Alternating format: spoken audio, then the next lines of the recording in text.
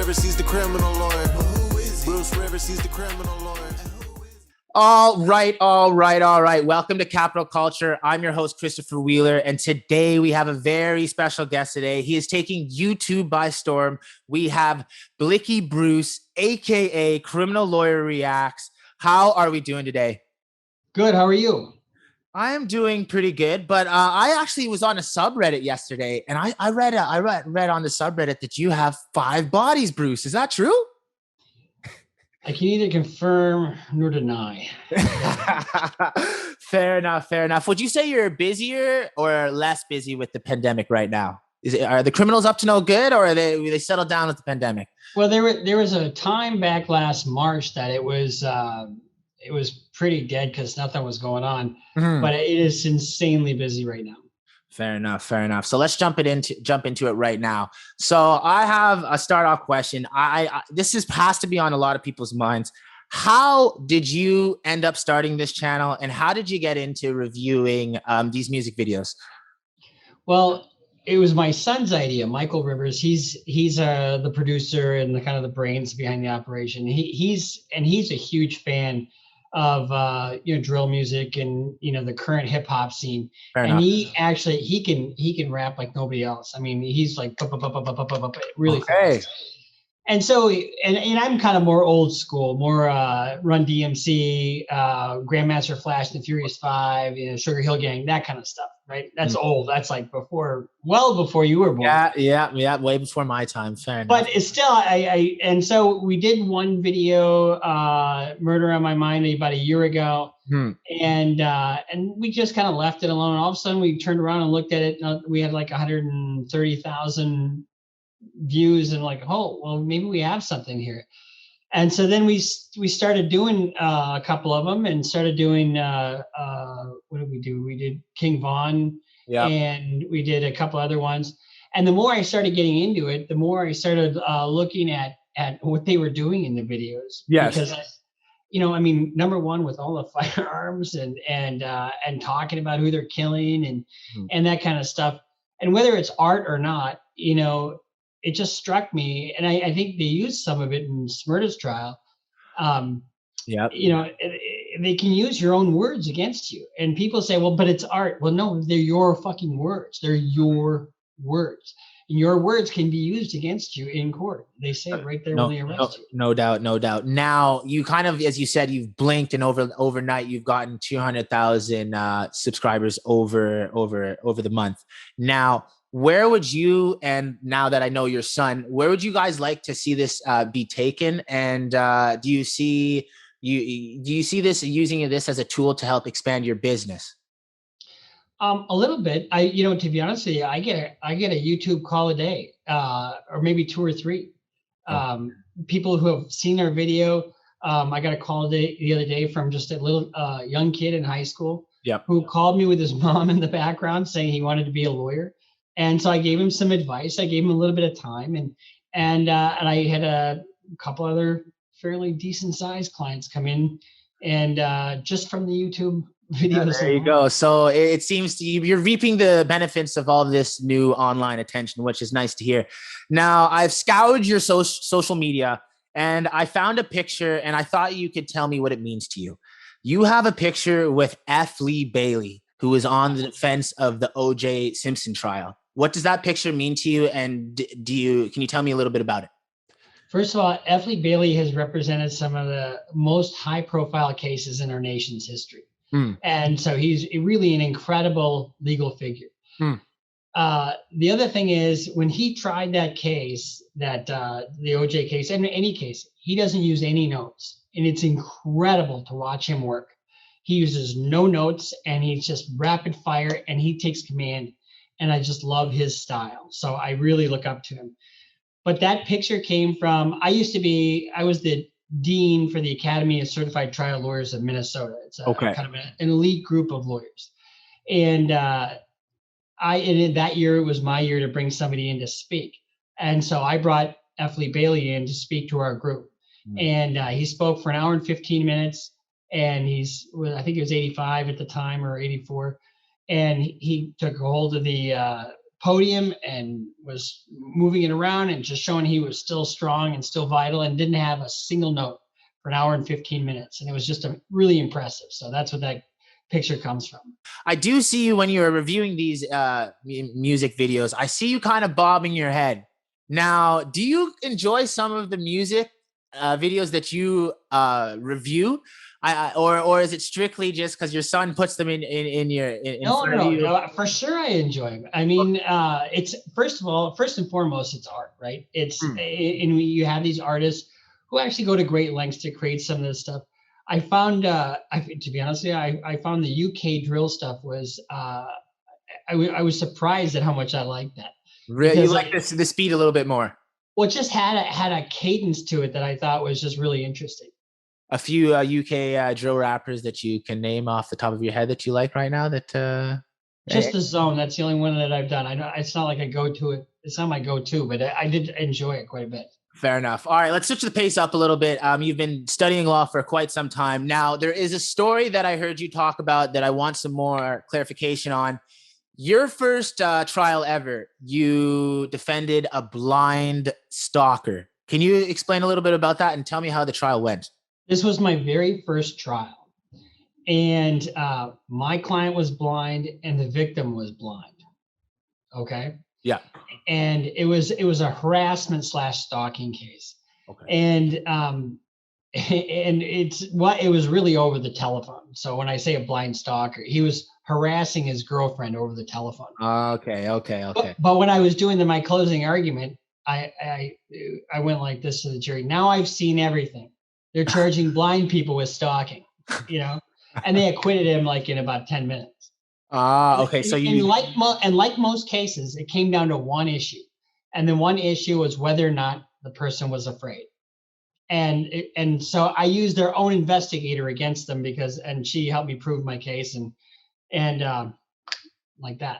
Okay, fair enough. Now there's a trial that's going up in Canada, and I was wondering if I can give you the specifics of it, and then you could just give me, let's say, a free consultation and give us your thoughts on the Sure. case. I believe we talked about it off camera a few weeks ago, but let me just jog your memory. Someone who is very, very famous in Canada has been charged with accessory to murder with no suspect. The police do not have a suspect. They don't know it. The police are saying they still helped him. Well, who did he help if there's no suspect? Can I just get your overall thoughts on that? It's funny that you say that because I had somebody in my office yesterday looking for an appeal on the exact issue that you're talking about. Okay. And so it's kind of like an aiding and abetting murder. And so it seems to me that they would have to prove the initial crime. Number one, that somebody committed a crime, and number two, that the person who is on the hook for the aiding and abetting helped somebody. But they don't necessarily have to prove the identity of the person that did the initial crime. Okay. But it makes it awfully difficult for a jury to I mean, like you're having trouble just grasping the concept of not knowing who you aided and abetted. Yeah. So you'd say it's a very weak case.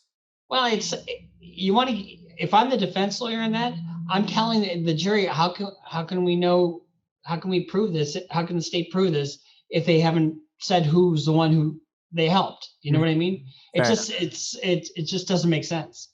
Okay. Now, your first video was YNW Melly a year ago, and you really went into depth on that case. Now, the trial is just about to start. If you're a defense lawyer, how good chances do you think his chances are getting off with what you know about his case, as the case is right around the corner and just about to start? Well, in all fairness, I don't know that much about his particular case. Okay. But I will have to say that, and I don't know much about the pretrial motions that the defense would have filed, because you would have had to file a motion to exclude that video and any other statements that the defendant may have made as art or whatever. Okay. But if the government is allowed to use his video as a self-snitching, he's going to be toast. He's toast. So do you think that's a likely possibility? I think it is. As a defense lawyer, do you think, or if you're a prosecuting case, I know you're a defense lawyer, do you think the chances of that being accepted into court are high? Because he has a big legal team. He has some money behind his legal team. So I'm wondering. Sure, for sure. Absolutely. In order for them to do, first of all, it is so prejudicial. There's a doctrine called, if it's more prejudicial than probative, right? If it's so out there, it's so prejudicial that if it's not linked up to some specific facts within the body of evidence, I don't think it comes in. But if the government can link it up to some specific facts, say, look, he was talking about this here, and this fits over here, it's a statement of a party opponent. It's a statement of the defendant, which comes in. It's an admission. Got you. Now, I have the next question. I had to think of how to reword it, because I could have just asked it very, very basic question and have you answer it, but I've reworded it and wanted to know what you think. If you were defending Derek Chauvin with your defense experience, do you think you could get him off? Yes. Fair enough. My lead-up question to that: do you think Derek Chauvin will do more than 10 years in jail? Yes or no? I don't know. I can't answer that yes or no. Because anything less than that is not. There's going to be havoc if there's not a sufficient sentence handed down. So I'll let you. Fair enough. Your thoughts. But I think it's all or nothing. Elaborate. Okay, he's got 3 charges, right? He's got manslaughter in the second degree, which is 48 months. Okay. He's got murder in the third degree, which is depraved heart, which is 150 months. And then he's got murder in the second degree, which is felony murder, and that's 306 months. Okay, with no criminal history. Those are the guidelines. Okay. If he's, I think the second degree murder might be an issue, because he is, and that's why they wanted the third degree murder in there, because the second degree murder requires an assault. That's the felony. But here's the thing. All of it hinges on cause of death.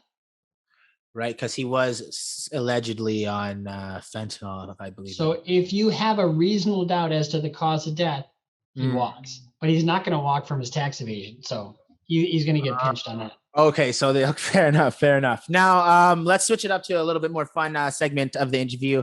Now, you've been trying law for quite some time. Can you break down your top 3 cases and give us a story behind them? I'll let you start with one and then work through. But I've heard you explain some cases online, and I think this would be good for the interview. So if you can remember a case offhand and give a little story behind it, that'd be great. All right, let's see. All right, how about we'll start with a client of mine that was charged with murder in state court. Okay. And it was. This is the guy that threatened to kill the prosecutor, or beat the shit out of the prosecutor. Okay. I really love the case. I love trying it. And, sometimes you get a witness or somebody that is not cooperative with you. And there was this woman who did not want to be there. And this happened at an African-American bar. And she's supposedly heard my client say, "Get the gat," right? In other words, get the gun. Yeah. And so I said, "Well, ma'am, can you tell me, was there music playing in the club?" And she says, "Yeah, there was music." Real angry, Yeah. And I said, "Well, what kind of music was playing in the club?" Now I'm just kind of, just the meaner she gets, the calmer I get, right?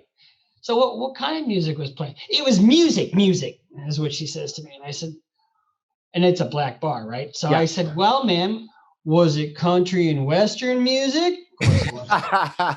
"No, it was rap music." and so I just kind of got rid of her, destroyed her credibility because of her anger, right? Okay. Anyway, and so, but we went through, there were 11 cameras, and we went through everything painstakingly to show that my client wasn't anywhere near when his cousin went back to the car, grabbed the gun, and aired the place out as he said he did. God. And just shot some innocent guy. Had nothing to do with nobody. And you got him off. Well, my client didn't shoot it. My client supposedly handed his cousin the gun, aiding and abetting. And then he went and shot. He was 100% not guilty. Jeez Louise. Okay, so that's one. Yeah. I had, and this is one I lost, but this was a black preacher who was separated from his wife. Yep. And he sees them at a club and then follows the guy to her house, lays in wait, and then shoots and kills him afterwards. It's a pretty hard case to defend. And that case, that was all circumstantial. And my line in that case was because this has happened in North Minneapolis. Yeah. And my client was driving a white Cadillac. And Minneapolis on the north side, it's predominantly African American. Mm-hmm. And I said, trying to find a white Cadillac in North Minneapolis is a little bit like trying to find a bicycle in China. I mean, there's just so many. Yeah, I know. Yeah. Anyway, and so in that case, one of the issues was his bullet. My client was picked up the next morning, and he was picked up at a gas station, coming out of the gas station, and he was searched, put in the back of a squad car.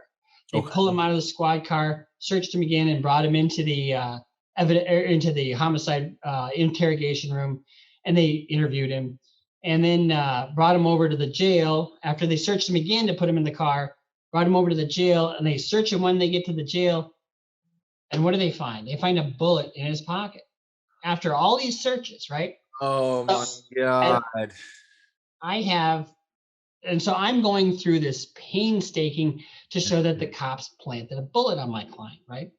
And have you proven? I got the jury. They're coming in, and all of a sudden, a fucking district attorney comes by and he hands me a CD-ROM with jail calls on it. Oh, this is what you're saying. Stay off the phone. Stay off the fucking phone. They once they found the bullet, they came back and interviewed him, and he says, "I don't know nothing about a bullet. I don't know anything about that." Well, he's talking to his cousin on the phone, and he says, "Of course I knew the bullet was there. I was just being a smartass." So any credibility that I had was destroyed by my client's own words. So when you're sitting in jail, everything you say on that telephone is 100% recorded.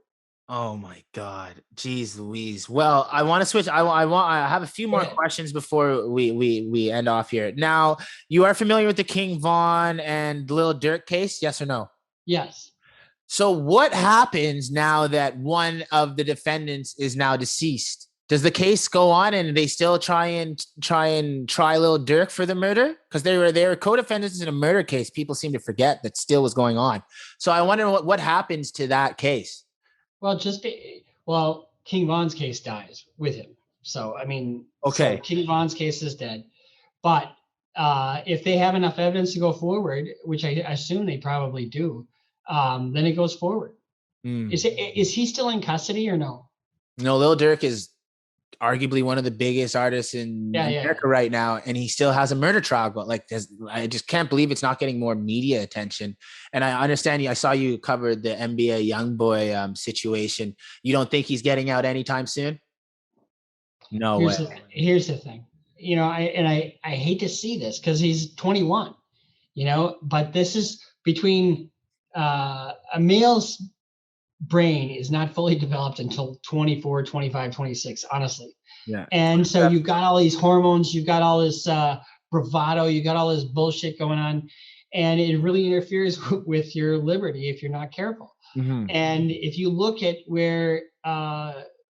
YoungBoy has come from his whole life, he's had issue after issue after issue after issue with law enforcement, and it just continues to this day.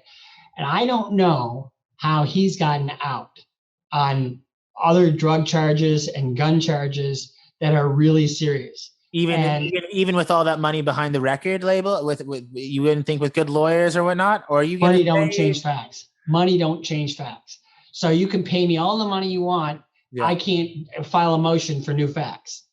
Okay, fair enough. So if I were to ask you, do you think it's a possibility that Mr. Youngboy could be a snitch? What would you say? Well, the only thing I can think is maybe if he's not, and let's just say for the sake of argument, he's not, because I don't have any information that he is. Okay. But let's say he's not, then it's because of his youth, and they've tried to rehabilitate him, and because he has gone to treatment, he's gone to this and that. That might be the only other explanation for it. Fair enough. Fair enough. Now I'll wrap it up with this. I don't like to call somebody a snitch I know, but what you're insinuating, I just wanted to make sure. I wanted to clarify. Now you've turned into a big staple in the music community in the last 3-4 months. I know you've been doing this for a year, but in the last 3-4 months, you've really blown up. Who would you say would be your top 3 musicians? You can't say the people from the past because you are reviewing people from the present. So of present time musicians right now, who does Blicky Bruce listen to? Who do I listen to? Yeah. Oh, you mean like in my own playlist? What Yeah. I'd say no. Who that's current, and let's say that's not too old for not too old for your younger listeners to know. Like who do you listen to that people would know? Prince. I fucking love Prince. Prince, the old guy, that guy. Yeah, the old guy, yeah. Yeah, that guy. Okay. I love Prince. Let me think. I have started listening to some King Von. No way. How do you like Crazy Story? I love it, actually. How vivid, how I did this, but how vivid is his storytelling? It was actually don't be doing that. That could be bad. Yeah, it is very vivid. It's very vivid. No. Okay, fair enough. I definitely wanted to know this. And then just something personally I wanted to know before we wrap this interview. You seem like a very top of the line criminal lawyer. You seem like you're a Better Call Saul type, if you will. You get a lot of people off. Do you mind sharing your record? Do you mind sharing what would be your, you have a winning record in court, Bruce? I'm still waiting for my first win. Fair enough. If you don't want to share your record, that's fine. No, here it's really hard because I've been doing this for 23 years. Okay. So you don't have a ballpark figure in your head? I do, actually. Of the cases that I go to trial in state court, I win about 70% of them. Fair enough. I don't need a number. That's fine by me. I just wanted to know 70% is a good number. That's approximate 70, 75. Are those Hall of Fame stats yet? I win more than my colleagues, I can tell you that. Fair enough. Now I'll leave it up to you. You can tell the audience what you got going on in your life, anything you want to say, or where we can find you on your socials. We'll put the links up below and whatnot. I'll leave the floor to you. Explain what you got going on. Well, here's the thing. We've got something in the works that is going to be fucking fun and like kind of crazy and unexpected. That's one of the things that I don't want to just keep doing the same thing over and over again. We'll still keep doing the videos, reviews, because I really do like doing those. I love pointing out what people are doing, illegal shit that's going on. but we got something in the works. Okay. I'll just say TG, and that's all I'm going to say. Okay. And it's going to be unfucking believable. Really fun. When can we expect this? Can we give us a ballpark time when we expect? In the next in 2 to 3 weeks. In the next 2 to 3 weeks. Okay. Okay. Fair enough. So, but here's the thing: the Patreon subscribers, we just gave our first payment over to the Freedom Fund to get people out of jail. Indigent people. Yep. And follow us on Instagram, CLR Bruce Rivers Instagram. We just got verified. No way! I'm gonna have to run over and check that out. Good for you. I think we got verified on YouTube. Okay, fair enough. Yeah, and we're in the process of getting verified. Just so I don't even know. It's gonna happen. It's gonna happen. You're definitely doing something great for the culture. But go on, please. Well, and I just, here's the thing. My goal is to inform and entertain and shed light on the stuff that I talk about. Okay, now I'll leave it with this. If you were to give a thesis statement to rappers that are about to make music videos, what would you say to them? Make it art and not connectable to anything real. I mean, this bullshit about making a rap to go after somebody. Mhm. You know, as opposed, I'm not concerned about the commercial success of this. I just want to send a message to that banger over there. Yeah. Cut that out. But yeah, cut that out. Fair enough. All right. Well, with that, I'm your host, Christopher Wheeler. This has been Capital Culture with CLR Bruce Rivers. Look out for him. He's coming up big. So thank you for sitting with us, Bruce, and we'll see you hopefully down the road. You definitely will. Thanks a lot. Rivers, he's the criminal lawyer. Bruce Rivers, he's the criminal lawyer.